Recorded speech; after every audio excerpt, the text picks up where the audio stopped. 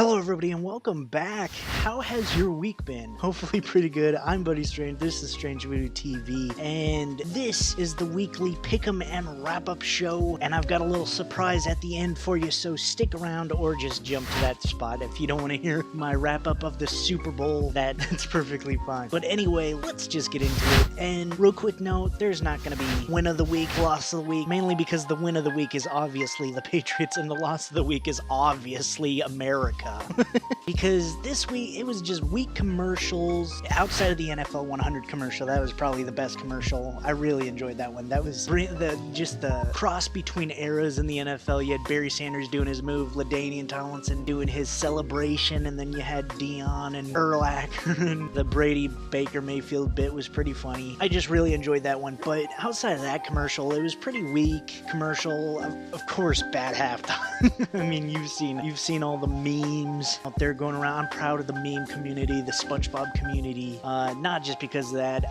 Even if they didn't do that, it was just Maroon 5 and Travis Scott. That's not, I don't know. It may just be me. I think it's a lot of people.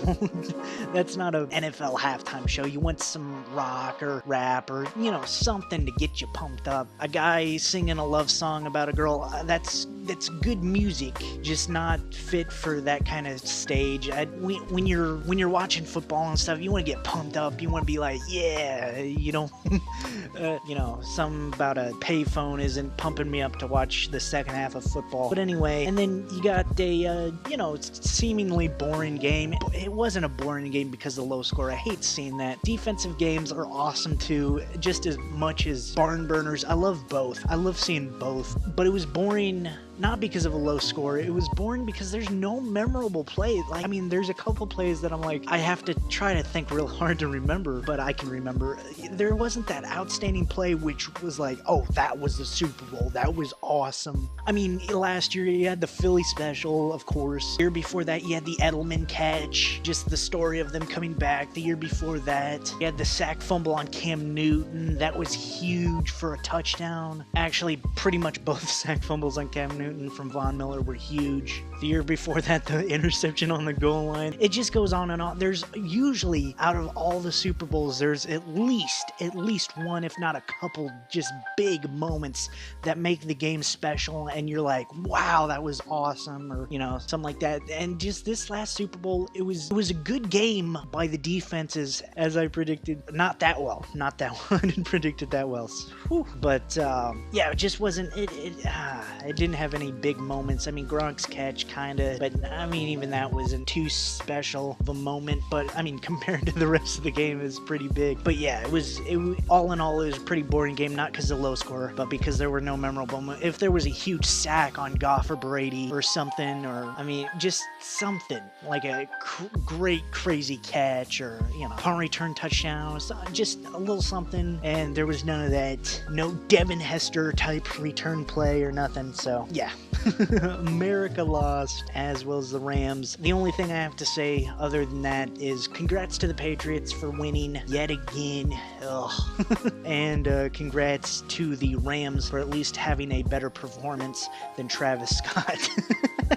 Anyway, that being said, let's get into the players of the week. Offensive player of the week is going to be Julian Edelman, of course. He got MVP, thank the Lord. I was really convinced if the Patriots won, it was going to be Tom Brady, because it always is. And I'm just so happy for Julian Edelman, or actually just any other player other than Brady, to get the MVP, because they deserve it way more than he did, especially in this game.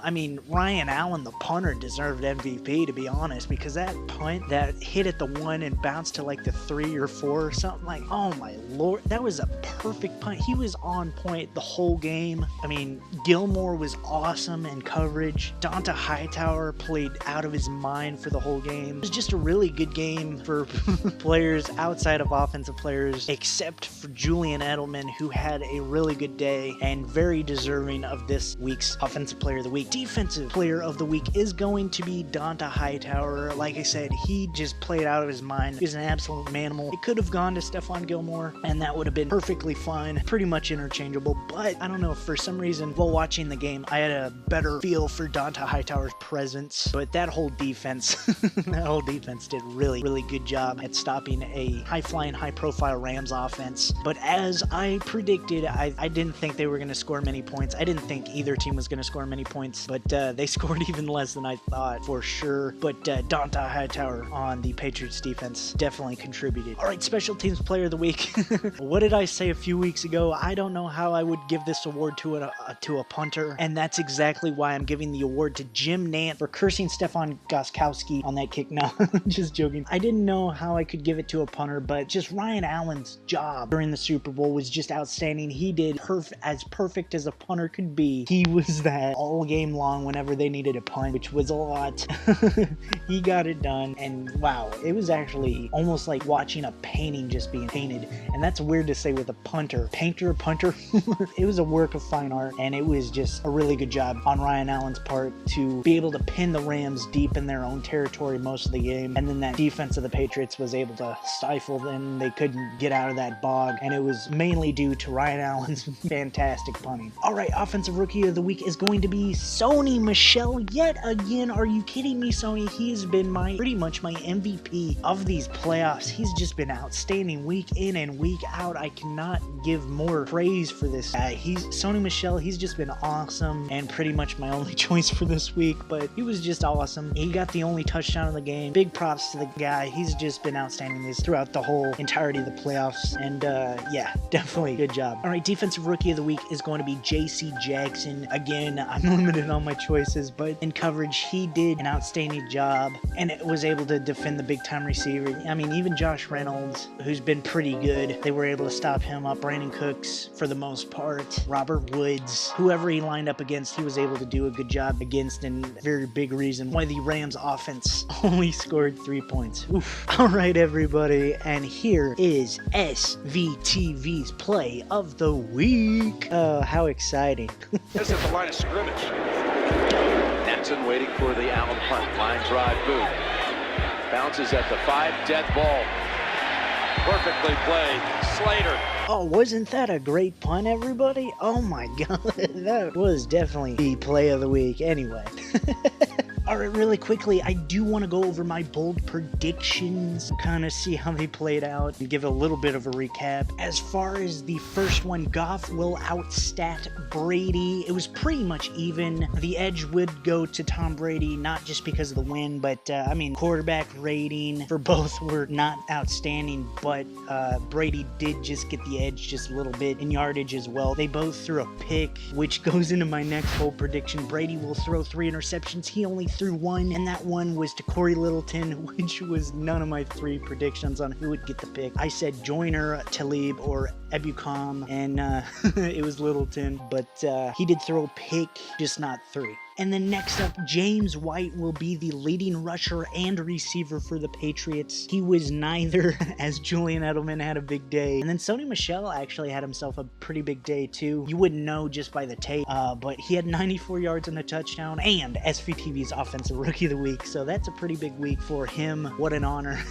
No, James White didn't get either. Julian Edelman got the receiving, Sony Michel got the rushing. Good job to those two. All right, next up, I said Tyler Higbee will lead the Rams in receiving, and he didn't even get a catch, and I only saw him in, I mean, he probably had more playing time than this, but I only saw him in, when I noticed him, I kind of tally marked it. I noticed him on 5 plays, I think it was, and they were, 3 of them were rushing plays where he just blocked, and then the other 2, it went to Brandon Cooks or something. And that being said, Brandon Cooks was the leading receiver in all 3 categories except touchdowns, where he tied with everyone else, because no one on the Rams scored a touchdown. And then my last bold prediction, both teams who are, or were, I guess in this case since the season's over, were in the top 5 scoring teams throughout the season. I said both of them would not combine for 50 points. I called a 21-26 game, and it was a 13-3 game, so I smashed that mark. That was a big bold prediction that I happened to get right. Wow, that's pretty cool. And then I had a couple other ones that that kind of came up. They weren't certified bold predictions, but I kind of threw them out there, like the Rams would never hold a lead, which they never did. I said if they did hold a lead, it'd be for like a minute or two in the second or third quarters, and they were tied within those quarters, but they were never in the lead. So all right, I'm gonna count that one since my other ones didn't go through. And then I also kind of threw out there that Sony Michel, James White, and Rex Burkhead would have a better day than Todd Gurley, CJ Anderson, and that was definitely true. So as for the bold predictions, I did all right. I could have done better, but you know, that's why they're bold predictions. They're not meant to be right most of the time. They're meant to, when they are right, be impressive. And I think, you know, calling out 2 top 5 teams in scoring points as not scoring many points is pretty impressive. So that's how the bold predictions went. And of course, since we're covering it, I went 1 of 1 this week in the weekly pick'em. I picked the Patriots, and it was the Patriots who won, albeit, you know, somewhat unfortunate for a lot of people out there that wanted the Rams to win. I try to be as unbiased as possible, but I mean, I was rooting for the Rams too. But that being said, the Patriots won. Good job to the Patriots, and good job to the Los Angeles Rams for getting there. All right, now for the grand surprise that I know everyone's been waiting for since I told you that it was going to happen earlier this week in the Red Dead video. It's time for the moment you've been waiting for.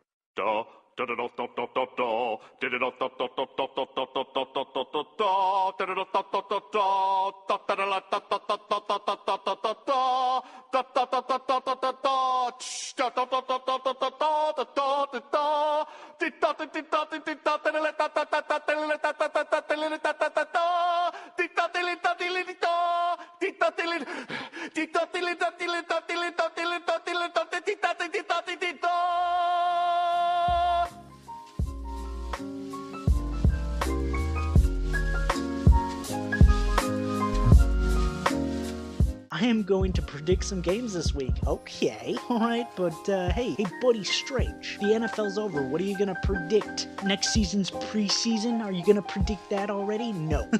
No, I'm not even gonna predict the preseason when it does happen anyway. No, I'm going to predict, and if you haven't heard of this, please go check it out. I'm going to predict the AAF games that are gonna happen on Saturday and Sunday, and for those of you who don't know, it is the Alliance of American Football League. It is a new football league, a quote-unquote spring league, if you want to call it, where ex-NFL players and college players that didn't make it to the NFL, or just players in general that have aspirations of playing pro football, alongside ex-NFL players and coaches and staff members, have created a league called the Alliance of American Football, and it is starting this weekend. So please go check it out. Show your support just for a new league. Just show your... I love the NFL. I love the NFL. Don't get that wrong. I will always support the NFL.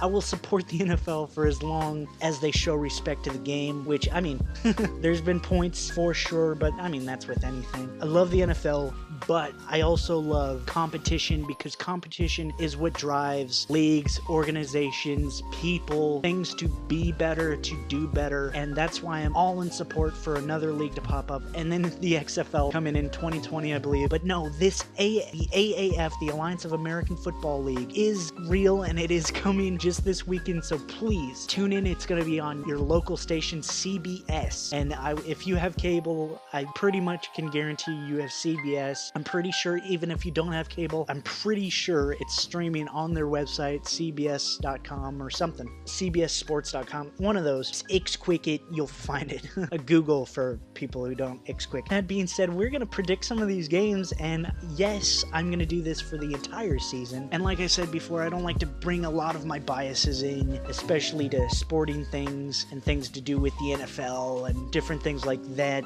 We'll share my opinions on a lot of other things, but sports, it can get a little hectic, so, you know, favorite teams and stuff, I try to not do that. At some point, I might unveil my favorite team. But that being said, I am going to share with you who my AAF team is, because why not pick one? You know, show support right off the bat. I, for whatever reason, have picked the Memphis Express. Hashtag all aboard, everybody. No, I like Mike Singletary, and they've got some pretty good players on their team. I don't know, I just like it. They have OJ Atogwe. You remember that guy? Played for the Rams and I think the Redskins for a little bit. I remember him more from the Rams, but they have him on staff, and that's awesome. Not as a player, but on staff they have him. And so, you know, Memphis Express. Hey, comment down below, who is your AAF team? They have the Atlanta Legends, Orlando Apollos, the Arizona Hotshots, the Birmingham Iron, the Memphis Express. My team, everybody. Salt Lake Stallions looks like a pretty good team to me too. San Antonio Commanders and the San Diego Fleet, headed by Mike Martz, everybody. You remember Mike Martz? The greatest show on turf, Mike Martz. Yes, that Mike Martz. Anyway, with everything that I just said, let's call some games and then call it a day. Alright, first game is Atlanta at Orlando. Cool story. Atlanta's offensive coordinator is the Michael Vick, so that should be pretty cool. I'm calling Atlanta in this one 31-14 over Orlando, and I have no idea how any of these are going to play out. I have no point of reference other than looking at the roster and kind of knowing a couple names and being like, hey, I remember them. They did good in college or something, or they could have done better. But I don't know. I like Atlanta in this one. Next up, the San Diego Fleet against the San Antonio Commanders, and this one I've got Mike Martz and the San Diego Fleet beating San Antonio 38-21. I think with that Mike Martz offense, if he kept any of his old schemes and things, it's going to be high-flying, fast-paced, air it out football with halfback wheel routes and delayed handoffs and all that good stuff. And I think they'll put points up on the board in the first game. At least I'm hoping.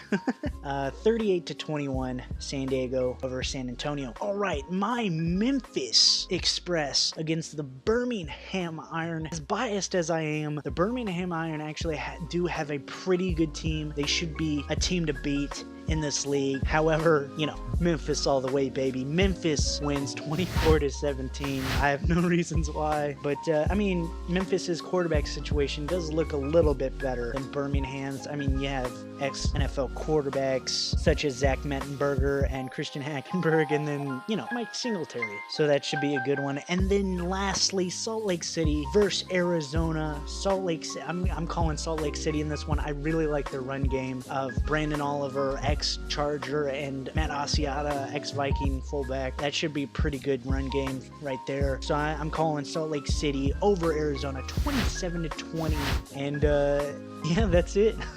That is the AAF. They only have 8 teams. Startup League. I'm very excited. I can't wait to watch it this Saturday and Sunday, and I cannot wait to see where this league goes. Hopefully it becomes a viable option for players that can't really make it in the NFL, or, you know, second chance players, or players that don't really want to play on that huge stage of the NFL, but really seek to still play football at a competitive pro level. Just an awesome idea, and I am so thankful that someone had that idea. Well, I mean, a lot of people have that idea, but actually followed through with it. I'm glad it's player and ex-NFL employee back, because that gives it credibility, enough credibility to help it grow and expand, and hopefully, you know, be able to compete with the NFL, albeit indirectly, since they're, you know, they probably remain a spring league, which is great, because that's one thing the spring lacks, is a good football game usually. And I would love just a professional league plays in the spring, so I can have football all year round. I think a lot of football fans would be happy with that. So